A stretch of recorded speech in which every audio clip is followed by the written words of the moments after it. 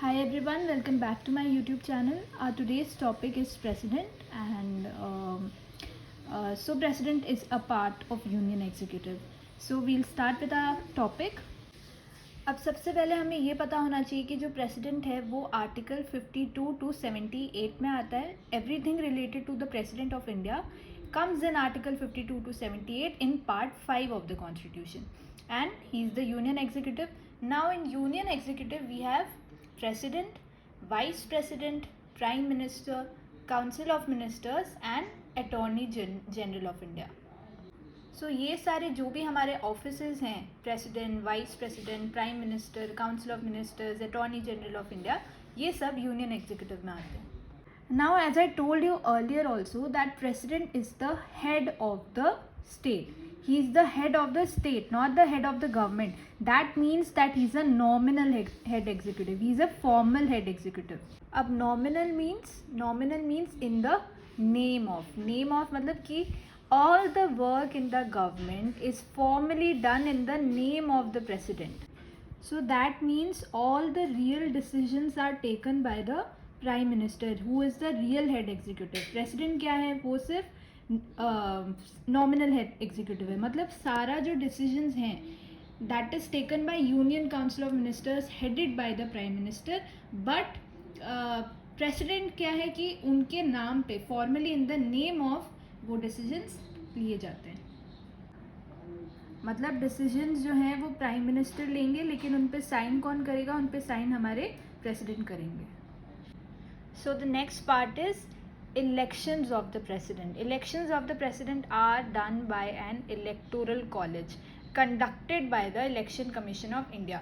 अब electoral college में क्या है, electoral college में क्या होता है, the elected members of both the houses of parliament, Lok Sabha Rajya Sabha के elected members होंगे, elected members of legislative assemblies of the state, जो भी विधानसभा है सारी स्टेट के, वहाँ के जो इलेक्टेड मेंबर्स हैं वो होंगे, and the elected members of the legislative assemblies of the union territory of Delhi and Puducherry. जो भी दिल्ली और पुडुचेरी जो हमारी यूनियन टेरिटरीज हैं उनके भी इलेक्टेड मेंबर्स होंगे. तो इनडायरेक्ट वे में एक तरह से होल इंडिया, सारा इंडिया को ये इंक्लूड करने का ट्राई किया जाता है in the election of the president. Still the election is indirect and the method is proportional representation, single transferable vote system. तो हमारे जो प्रेसिडेंट हैं वो I just told you he is the nominal head executive. अब इनको क्या कहते हैं, he is also called as the office of ceremony, he is known as the first citizen of India, and he acts as the symbol of unity, integrity and solidarity of the nation. So you can see so beautiful words are used for the president. And president जो है वो इतने कह सकते इतने important position, इतना important office है हमारी कंट्री का, that he before entering upon his office the president has to take a special oath. That special oath is mentioned in Article 60 and this oath is administered by CJI. CJI कौन है, chief justice of India. और अगर chief justice of India नहीं है तो the senior most जज of supreme court. So I shall protect, preserve and defend the constitution of India. तो ये इतनी जो इम्पॉर्टेंट रिस्पॉन्सिबिलिटी है कि कॉन्स्टिट्यूशन ऑफ इंडिया को प्रोटेक्ट, प्रिजर्व एंड डिफेंड करने की रिस्पॉन्सिबिलिटी किन पर दी गई है, प्रेसिडेंट को दी गई है. तो इससे हमें क्या पता चलता है कि जो हमारे प्रेसिडेंट हैं वो बहुत ही इम्पॉर्टेंट ऑफिस है, बहुत ज़्यादा क्रूशियल है, बहुत ज़्यादा रिस्पॉन्सिबिलिटी वाला ऑफिस है प्रेसिडेंट का. No matter he is the nominal head executive but still he is he is very important. Now what is the method of election. जो हमारे फॉर्मल हेड एग्जीक्यूटिव है, जो हमारे प्रेसिडेंट है, उनका मेथड ऑफ इलेक्शन क्या है, that's indirect. Now why is, when he is so important for the country, he protect, preserves and defends the constitution of India. तो ये क्वेश्चन बन सकता है कि प्रेसिडेंट का इलेक्शन जो है वो इनडायरेक्ट क्यों है. So these are the reasons. Firstly it will lead to conflict of interest with the real head executive. Here you can see the table of presidents, जिसमें जो हमारे प्रेसिडेंट हैं वो फर्स्ट पोजिशन पे है and prime minister is below president. And the table of power में जो है प्राइम मिनिस्टर टॉप पे हैं और प्रेसिडेंट उनके बाद आते हैं. तो this shows that the president is the nominal head executive, he is the first citizen of India, इसमें कोई डाउट नहीं है. लेकिन हम इसी चीज़ को बैलेंस करें कि प्राइम मिनिस्टर के पास रियल एग्जीक्यूटिव जो पावर में है, तो real executive power prime minister के पास है, और प्रेसिडेंट क्या है, हमारे नॉमिनल हेड एग्जीक्यूटिव है, he is just a symbol. तो इसलिए अगर हम डायरेक्ट इलेक्शंस करेंगे प्रेसिडेंट के, तो it will lead to a conflict of interest with the real head executive who is the prime minister. Second point is because we have parliamentary system of government envisaged in the constitution. Because he is the nominal executive, real executive power is vested in the Union Council of Ministers headed by the prime minister.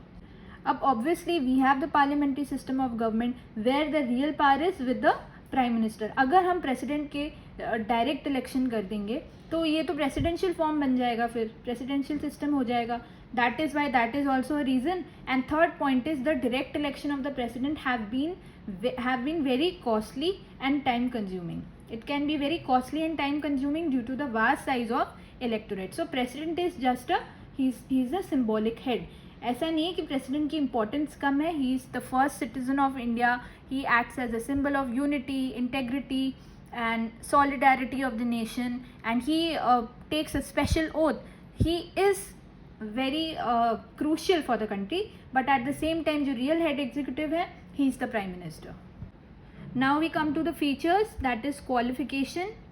So qualification क्या होनी चाहिए president बनने के लिए? Firstly you should be a citizen of India. Second is completed 35 years of age or either 35, या तो आप 35 के होने चाहिए या आप 35 से ज़्यादा. All qualifications given in Article 84 of being a Lok Sabha member. Here I am not saying that you should be a member of Lok Sabha. I am saying that you should have all the qualifications to become a Lok Sabha member. So these three are the qualifications, and fourth is should not hold any office of profit. Then term क्या है? Term is 5 years. 5 years कब? Usually normal situations में जो president का हमारा term है that is 5 years, but sometimes क्या होता है, there can be death, there can be resignation, there can be impeachment. Okay, अगर आप प्रेसिडेंट हो और आपको रिज़ाइन करना है तो आप अपना रेजिग्नेशन किसको देंगे? हम टू वाइस प्रेसिडेंट. एंड जब ये सब होता है तो एक कैजुअल वैकेंसी जनरेट हो जाती है. अगर डेथ टाइप का कोई केस है या रेजिग्नेशन या इम्पीचमेंट, इससे क्या होगा, एक कैजुअल वैकेंसी जनरेट हो जाएगी. Under article 65 during vacancy the vice president of India shall act as the acting president of India. You know we don't like कि प्रेसिडेंट की कोई भी टाइप की वैकेंसी आए, because he is the head of the state, he is the nominal head of the executive, he has such a huge responsibility and it's such a huge position. So इसलिए जो है हमें casual vacancy नहीं चाहिए. इसलिए हमारे पास क्या है, इसका एक ऑलरेडी बैकअप प्लान है कि अगर प्रेसिडेंट की इनमें से कोई भी सिचुएशन हो जाए तो we have the vice president who shall act as the acting president of India. And if there is no vice president at that time, and if vice president की पोजीशन वेकेंट है, तो we have the chief justice of India, और if not chief justice then we have the senior most जज of supreme court. But there is a condition that the acting president can be there only till maximum 6 months. Within 6 months there should be fresh elections for the office of president of India. चाहे वो vice president है, चाहे वो chief justice of India है, you know we want the real elected president within 6 months. तो क्या होगा कि fresh elections हो जाने चाहिए. Maximum 6 months के लिए acting president रह सकते हैं. Now comes our next part, that is impeachment. What is impeachment? Impeachment is the formal process for the removal of the president. अब किस basis पे, what is the ground due to which the president can be impeached? So that is the president can be impeached for violation of the constitution. And this is impeachment, इसको इसलिए बोलते हैं because it is a completely legislative process. जो हमारे supreme court के जजेस हैं या हाई कोर्ट के जजेस हैं, they are removed. Any other office is removed, but the president is impeached. Okay, अब क्या होता है ना, first this is the first house and this is the second house. First house में a charging motion is introduced, and किसी भी house में in either of the house it can be introduced, Lok Sabha और Rajya Sabha. Okay, and once this is introduced, the charging motion, it should be signed by 1/4 member of the house. Okay and जो 14 days इसके बाद क्या होगा, एक बार ये sign हो गया तो 14 डेज का नोटिस जाएगा प्रेसिडेंट के पास, and once passed by majority of 2/3 total membership. एक बार हमने अगर नोटिस दे दिया है 14 डेज का प्रेसिडेंट को, और उसके बाद ये जो है total membership 2/3 of the total membership से पास हो गया मेजॉरिटी से, it is send to the next house, the second house, and the second house का काम ये होता है यहाँ पे कि वो इन चार्जेस को इन्वेस्टिगेट करते हैं. इसको इस टाइम पे इन्वेस्टिगेशन हाउस भी कहते हैं. And once the parliament has decided to impeach the president is impeached. The president is impeached. तो ये क्या बता रहा है कि ये completely legislative process है. So in this video I have not covered the powers of the president, which is a very important topic. I'll cover that in the next video. इसमें we have covered the election and why is there indirect election, the qualifications, term, impeachment process. But the powers will be covered in the next video, so stay tuned, and if you like the video, please like, share, comment and subscribe to my channel. Thank you.